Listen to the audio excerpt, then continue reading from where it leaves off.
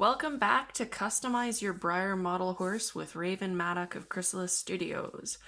Took a little break. We were looking at purchasing a house, so I wasn't able to hack ponies in that time other than commission stuff. So now that we're back at it, you'll see where we ended up. So this model had all the sections cut out of it, and I've actually started the repositioning on the other side. So she is going to be lying down, and that means moving everything.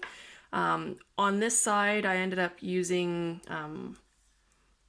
probably not the best kind of way to heat it. So I brought out the heat gun, which is your appropriate tool for heating model horses. When I first started, I didn't have a heat gun or any other tool, so I ended up using a candle. I highly do not recommend that method. It is not helpful. So I did the other side with a little handheld torch. Also not necessarily ideal, but it works. And I'll show you why it's not ideal. So if you get in there and you heat a Breyer and you heat it too much, you actually get these bubbles and the plastic melts and it's not so great. So if you're looking to maintain, say, a structure here and you overheat it, well, I can't just leave this part here and this part here without resculpting and sanding and all sorts of things. The heat gun's a little more evenly spaced and won't light your model on fire. The plastic will catch fire if you're not too careful.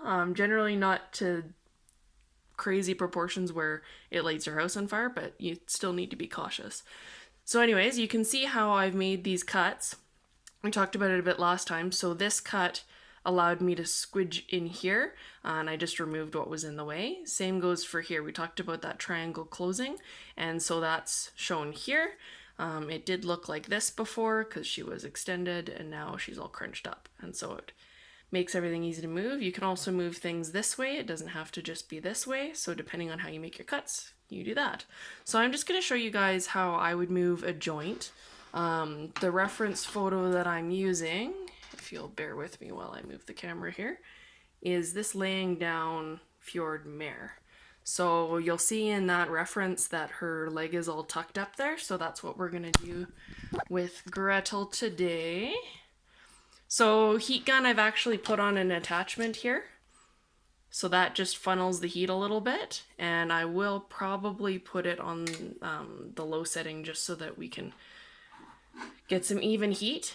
These are invaluable. This is just a cheap Subway tile from your home improvement place.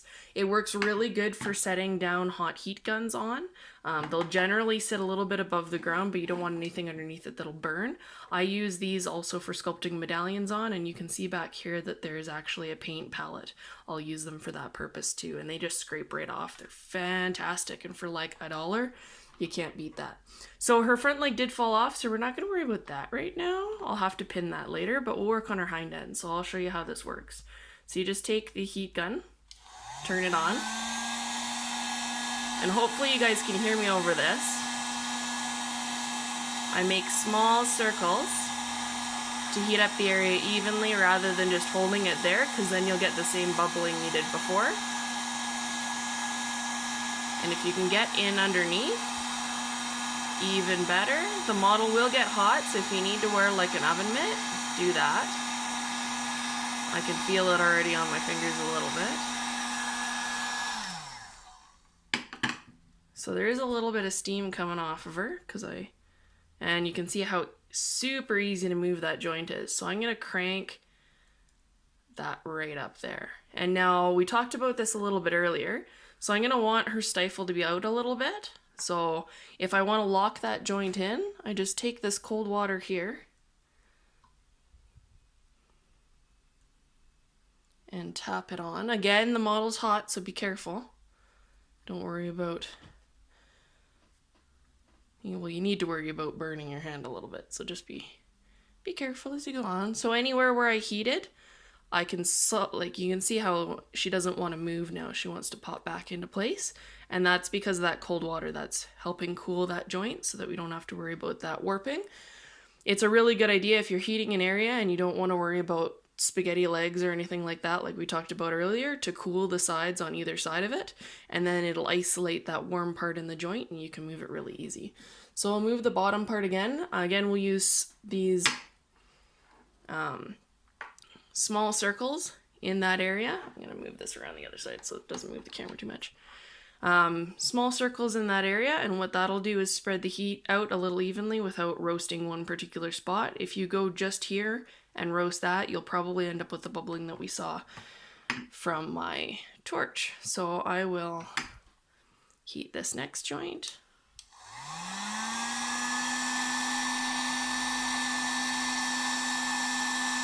And the further you are away from the model, the more evenly that heat will distribute in a larger area. And the closer you are, the more likely you are to get bubbling. So, if you're not moving things around. And then again, if you can get underneath it, try and get underneath it. And then you're welcome to stop at any point and check, just to see how that heat's moving it along. It's moving it pretty good. Now, if you find this is really hot to work with, you can take a paper towel or an old t-shirt and use that to help support you.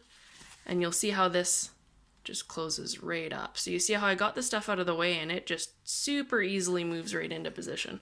Now I'll need to Dremel this area a little bit, but I think we're doing pretty good considering. Now she's in her sexy lounging pose. So let's bend that hawk, because that's probably the coolest part when you can see an extreme movement like that.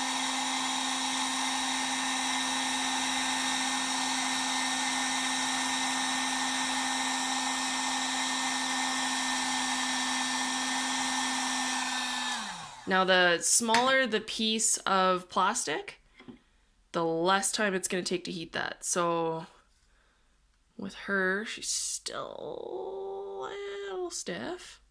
And if it's too stiff, so you can maybe start to see there, she's a little bit too stiff. I haven't heated her enough, so it's actually starting to crack in there. So err on the side of maybe not too hot, because you don't want to spaghetti anything, but at the same time, she needs to be heated or else you'll pop that leg off like I did the other one, which isn't what we're looking for. And then heat all around the joint, because if you don't heat under here and you try and move it, it's going to buckle there and it might crack there and it might cause your leg to fall off.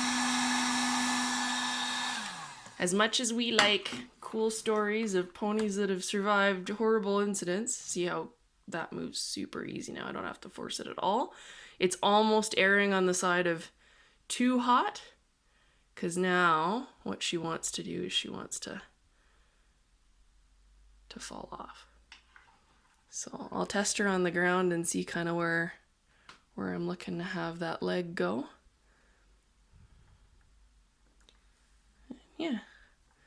So I'll play with that a little bit more. What I'm going to want to do is sink her back down into that pose.